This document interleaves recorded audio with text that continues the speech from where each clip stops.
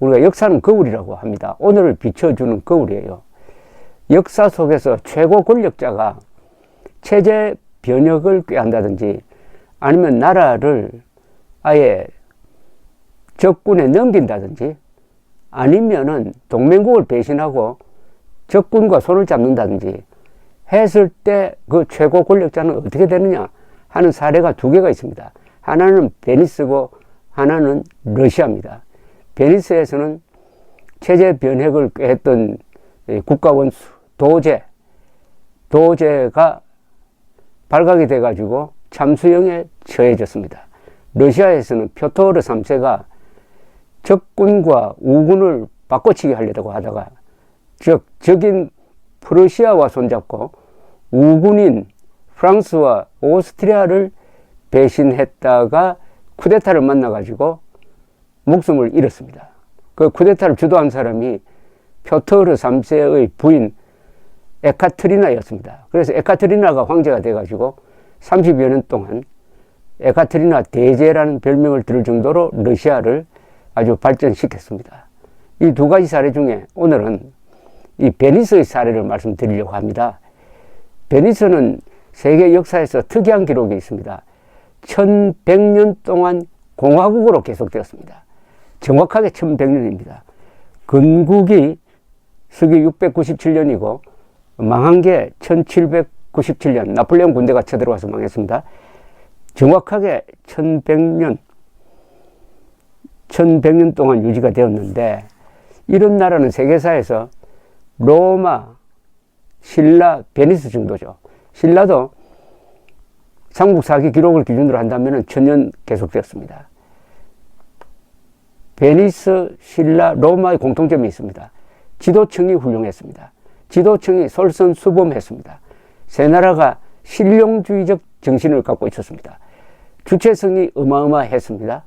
그리고 무엇보다도 외교를 잘했어요. 자주적, 개방적 외교 안보 전략을 폈다는 공통점이 있습니다.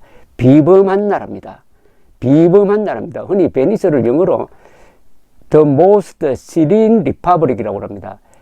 시린이란 말을 어떻게 번역하느냐, 평온하다 이렇게 고요하다라고 번역을 하는데 이 경우에는 이 시린은 최고의 주권 국가라고 번역하는 게 맞을지 모르겠습니다만은 아주 최고의 찬사를 받는 어떻게 보면 세계사의 그 주옥과 같은 나라가 이 베니스입니다. 그리고 베니스와 신라는 매우 비슷합니다. 이 베니스는 공화정으로 1100년 이어졌습니다. 로마는 공화정이었다가 다시 황제로 가고 뭐 해가지고 기복이 좀 있었지만 오로지 공화정으로 1100년 간 나라는 세계사에서 베니스밖에 없습니다.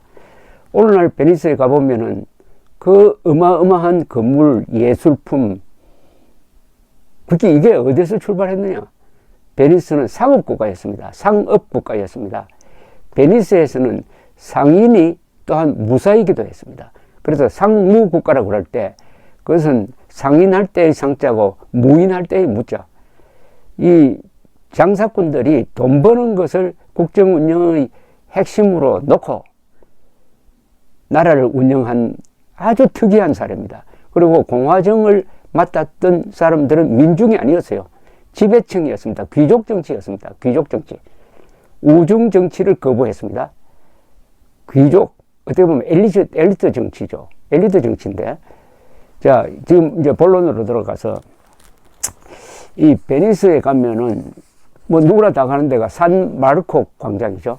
거기 세계적 건물 두 개가 있습니다. 하나는 그 성당이 있고 성당 오른쪽에 성당을 바라보는 쪽에서 광장 쪽에서 오른쪽에 이 디귿자 모양 이 직사각형을 옆으로 놓은 모양의 이 정부 청사 건물이 있습니다. 공화정 정부 청사 건물, 그걸 두칼레 팔라쪼라고 부릅니다. 두칼레 팔라쪼는 아주 거대한 요새와 같습니다.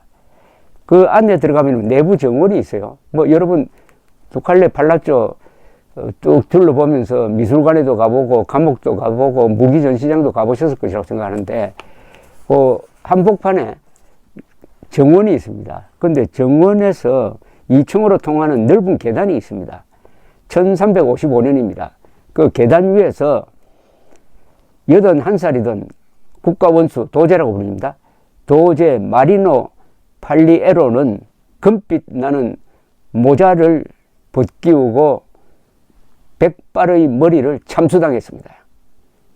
최고 의결기구인 시민위원회의 한 사람이 창 끝으로 참수된 머리를 찍어가지고 건물의 발코니로 나가가지고 광장에 있는 청중들에게 외쳤습니다. 나라를 배신한 자에게 정의를 구현했다고 소리를 쳤습니다. 이 나머지 음모자들 11명은 참수형보다 한 등급 낮은 교수형에 처해졌습니다. 왜 이런 일이 일어났느냐 하면은 우선 이 마리노 팔리에로를 좀 알 필요가 있습니다. 이 사람은 국가 지도자였습니다. 경력이 아주 화려했습니다. 해군사령관도 하고 외교관, 대사, 그리고 검찰총장 역할도 했는데 이 베니스에서는 시민위원회가 사실은 최고 의결기구인데 시민위원회에서 한 사람을 도제로 뽑습니다. 도제로 뽑는 과정은 그보다 더 큰 회의가 열려야 되는데 귀족회의 전체 회의에서 결정을 하는데 이 도제로 뽑히면 죽을 때까지 해먹습니다. 그런데 이 사람은 1354년에 도제로 뽑혔는데도 불구하고 이 귀족 지배에 대해서 불만이 많았다고 합니다. 그 이유 중에 하나가 약간 개인 감정인데 도제로 뽑힌 뒤에 있었던 어떤 파티에서 귀족 아들이 자신의 부인이 지금 불륜을 저지르고 있다고 이 루머를 퍼뜨리는데 분노를 했는데 그런데 귀족 아들이라고 해가지고 처벌을 못하게 한다. 그래서 이 귀족의 특권에 대해서 분노를 했다는 겁니다. 또 당시에 그 직전에 이 제노바 숙적이 있죠. 이 중세의 이탈리아에서 해양 도시국가 4개가 있었습니다. 베니스, 제노바, 피사, 그리고 아말피. 요 4나라 중에 제노바와 이 베니스가 숙적이었습니다. 근데 이 사람이 도제가 되기 전에 해전이 벌어져가지고 그 해전에서 베니스가 아주 크게 졌습니다. 그러니까 베니스 민중이 불평불만을 많이 하기 시작했어요. 귀족들에게 나를 맡겨서 이게 무슨 창피냐. 자, 이런 분위기를 이용을 하고 해가지고 이 도제 팔리에로는 음모를 꾸밉니다. 민중을 선동해가지고 폭동을 일으킨다. 그러면 이것을 진압하는 식으로 해가지고 일종의 계엄령을 펴고 이미 정권을 잡고 있으니까 그 권력을 이용해가지고 이거 귀족 제도는 안 되겠다. 이 귀족 제도들은 귀족으로부터 너무나 내가 간섭을 많이 받고 그 무험한 자 처벌도 못하고 하니까 이런 귀족 제도는 안 되고 군주제, 일종의 왕정이죠. 군주제로 바꿔버리자 하는 모의를 하기 시작을 했습니다. 근데 이 모의를 하는 단계에서 부들려 버린 거예요. 모의를 하는 단계에서 부들려 가지고 재판을 통해서 참수형을 받았다. 이겁니다. 그러니까 가장 큰 죄는 공화정을 무력으로 군주제로 바꾸려고 했다는 겁니다. 이걸 한국에 대입을 하면은 한국의 자유민주적 기본 질서를 규정한 이 대한민국의 헌법을 완전히 사회주의로 바꾸고 사회주의 독재로 바꾸는 그런 실행 단계에 들어간 게 아니고 모의 단계에 한국식으로 이야기합니다. 제가 이걸 쉽게 설명하기 위해서 말하자면 대통령이 대한민국의 자유민주적 기본 질서, 자유시장 경제를 규정한 이 국가 시스템을 바꿔가지고 사회주의 독재로 만들어가지고 권력을 오랫동안 유지하겠다. 요런 모의를 하다가 들통이 나와서 발각이 되었다는 겁니다. 그러니까 실행에 옮기지도 않았어요. 이건 엄격히 말하면 내란 음모입니다. 내란 음모 단계에서 잡혔는데도 사형에 처해버렸다. 그리고 아주 애국자였고 경력도 굉장한 사람을 사형에 처해버렸다는 이야기입니다. 이 사형에 처한 것으로 끝나지 않았습니다. 이런 사람에게 주는 큰 형벌이 또 하나 있습니다. 베니스는 공화정을 1100년 동안 유지하려면 얼마나 그 제도가 엄격하고 제도가 변함없이 유지되었겠습니까? 그러니까 이런 국가에 반역하는 자는 그 이름을 역사 기록에서 지워버리자 하는 형벌까지 가해졌습니다. 여러분 그 두칼레 팔라초를 베니스에 가면 꼭 구경하게 되어 있는 건물이 두 개 아니겠습니까? 세 개는 하는 그 종로까지 올라가면 더 좋죠. 두칼레 팔라초에 가보면 반드시 가는 데가 있습니다. 이 대회의실에 있어요. 대회의실은 그림으로 쫙 이렇게 장식되어 있습니다. 대단한 미술관이기도 합니다. 거기 보면 역대 도제의 초상화가 쭉 걸려 있는데 이 사람, 이 팔리에로 자리에는 없어요. 초상화를 떼버렸습니다. 그리고 거기에 까만 표시를 해놨습니다. 범죄자로서 처형된 팔리에로의 자리라고 설명을 딱 해놨습니다. 이게 바로 역사에서 이름을 지우는 형벌을 받은 거죠. 그러나 19세기에 영국의 유명한 시인 바이런이 이 사람의 이야기를 다룬 연극을 썼고 드라큘라가 도제의 참수라는 이 그림을 남기기도 했습니다. 대한민국에는 이런 반역죄를 처벌하는 법령이 있습니다. 가장 끔찍한 게 형법 93조죠. 이 외환죄의 하나로서 여적죄를 다루고 있습니다. 적국과 합세하여 대한민국에 항적한 자는 사형에 처한다.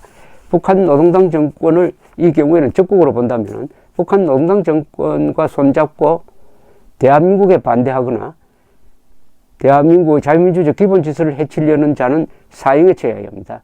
그 자가 무슨 대통령이든지 뭐 합참의장이든지 아니면은 뭐 장군이든지 가릴 것 없이 지위 고하를 막론하고 이 경우에는 사형밖에 없다는 겁니다. 형법에 사형밖에 없는 죄가 여적죄뿐이라고 하는데 그건 조금 더 알아봐야 되겠네요. 그만큼 이 체제를 바꾸려고 하는 거예요. 왜냐하면 이 체제라는 게 쉽게 말하면 우리가 지금 딛고 있는 체제라는 게 이게 자유민주적 기본 질서입니다. 즉 자유민주주의와 그럼으로써 공산주의를 반대합니다. 그리고 시장경제입니다. 그럼으로써 사회주의 배급경제를 반대합니다.